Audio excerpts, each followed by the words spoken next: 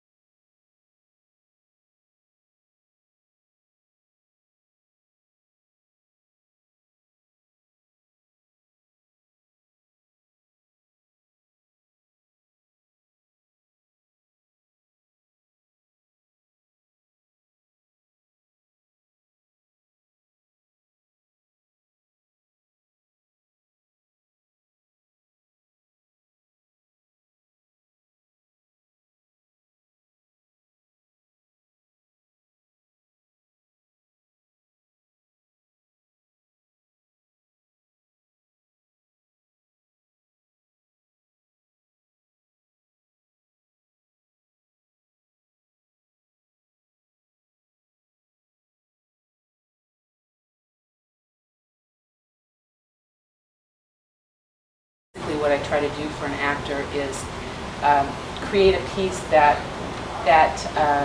has an emotional base, emotional reality that I know just intuitively they'll connect with, and they always do. And then I'll create some sort of scenario that will support that emotional reality. And these pieces, it's really what the actors are saying, of course. And so using the words to frame what they're not saying, sort of.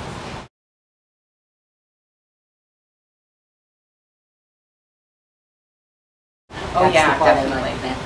It's kind of like the difference between tailor-made something or off the rack. I really try to find those synapses, emotional, just those places. And I mean, I don't try, it just happens. I can't help it. It's a thing. How much to write? Yeah, in other words, how far to go on the page to let the actors come into the place. Well, you mean with the play or monologues? No, with the monologues? 2 minutes, yeah. They look like they're just little eggs, And with a play, it's kind of easier to determine because you've got a long story. Right. It's very, yeah. Well, my sense about it is that it is another thing for me, because I've noticed it is hard to get those. I mean, there are pieces I've read where there aren't other levels of reality. So I think that for me, I've always written, my writing is very dense, and I have a short attention span, so it really works for me that way. You can just tell, you can just tell when it comes to some kind of completion. It's really instinctive. I live in a cave. I don't really know anything. But they're welcome to write. You mentioned rhythmic prose. Is it in any way comparison to these monologues? Or Well, is it a new form? I've never heard of it. Yeah, I know. It's a form. You don't say it's poetry. That's what. Right. Well, because poetry, my sense of poetry is that it's abstract, and it doesn't. My rhythmic prose isn't abstract at all, but poetry, my sense of it is, and it doesn't really describe it. And actually, my husband coined that. He thought it fit it, and I do too. Basically, the difference is denial.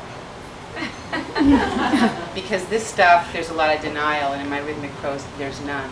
It's totally right there, spelled out. All the emotional underpinnings are spelled out. Would you consider that a script, or is it really to be read? It's a life script. It's basically a life script. It's documenting a process I had over the course of a year of my own finding different hidden dimensions. Like there are a lot of hidden dimensions in my monologues, and there are a lot of hidden dimensions in me, and it was a way of sort of contacting, as I contacted, a way of documenting those hidden parts of myself from years ago. It's like spontaneous. It's very but this is also spontaneous writing. I find a point of departure. I sort of hear a voice. That's how I write. I'm very it's audio. Yes, thank you.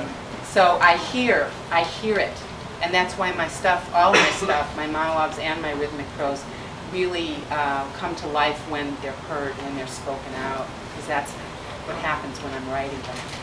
Yeah.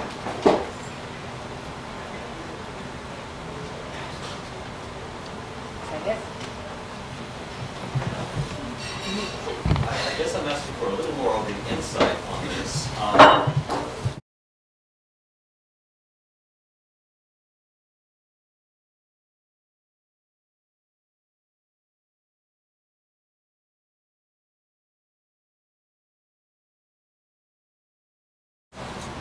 What is that process that you use to sense what should be said in a piece of writing in 2 minutes? How do you touch this? In 2 minutes. In 2 minutes. You have 2 minutes. Go. It's a sickness. It is something that I developed as a very young child for my survival. I needed to sense what was going on emotionally because it was so covered over. They were masks, you know, they covered up their emotions. And so as a kid, I mean, I really felt like I needed to have really good radar about these things. And maybe it's also something because I have I'm really verbal. So it's like I combine these two things together in writing. And I'm just very, you know, almost to a fault. I'm very open to emotional stuff. And when people talk to me, that's what I hear. I don't hear what they say. I hear how they feel. It's just a really involuntary process that I learned that I had. And when I started writing monologues for actors, I would, you know, just sort of take a stab at it. I mean, the first monologue, I'd never done a 2-minute form before. I did it, but every time I have written almost every time I've written a monologue for an actor, after I show them the piece, there is something in that piece that totally relates to something in their personal life that I would never consciously know. You know, I mean, these things happen over and over and over again, you know, and then after a while you just go, I guess I'm kind of, you know, I guess I really pick up on nonverbal communication. And I'm very sensitive, as verbal as I am, I'm very sensitive to the nonverbal.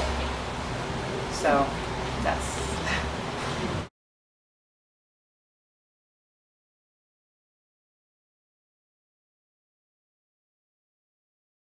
Your rhythmic poetry, is that something that when we read it, is something that we would find will open us up for ourselves?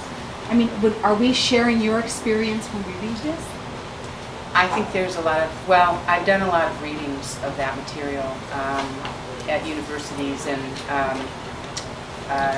privately sponsored readings and classes, and people do open up, whether they're on that track consciously or not, they do. There are a lot of particulars in it, but there's a very strong universal component, and that, in fact, that's been my experience, that when people hear this material, they really do, something really happens. So I think that's it, and I'll be there to sign the books if you'd like.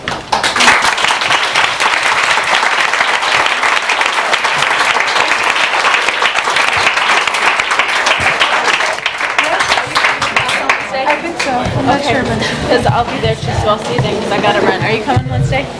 Okay, I'll see you then. Oh, you know